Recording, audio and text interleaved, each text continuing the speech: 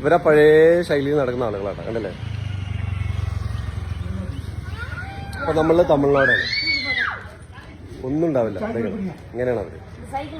Cycle പിടിക്കണം, cycle പിടിച്ചു പോട്ടെ, ആണല്ലേ. ഇതാണ് അവരുടെ ശൈലി.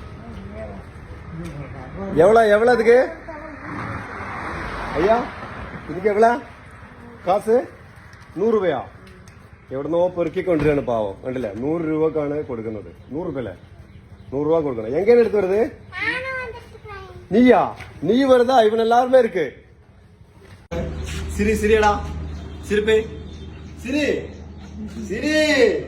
கோவிந்தம்மா ஹோட்டல் வச்சிருக்கேன், நம்ம ஃப்ரெண்டு. சிரி, என்ன போட்ட இது கடை வேண்டீங்களா? ஓகே, போட்டோ எடுறா என்ன கோவிந்தம்மா வச்சு. இங்க வாடா, எல்லாம் நம்ம ஆளு. முன்னாடி கடை வைக்கும் போது இவரெல்லாம் இருந்தேன். எத்தனை வயசாச்சு?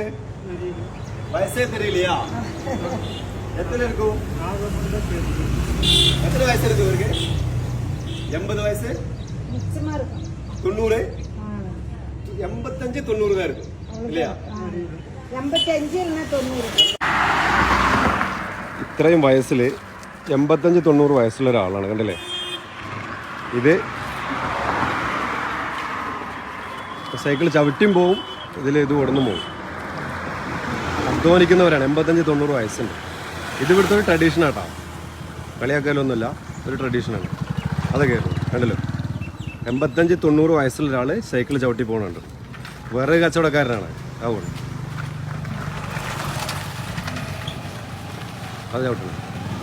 90 വയസ്സുണ്ടാവും. 90 വയസ്സുള്ള ആൾക്കാർ നമ്മുടെ നാട്ടിലൊക്കെ സൈക്കിളിലൊക്കെ ഇരിക്കുമോ? 40 50 വയസ്സിൽ തന്നെ കാൽമുട്ട് വേദനയൊക്കെയാണ്.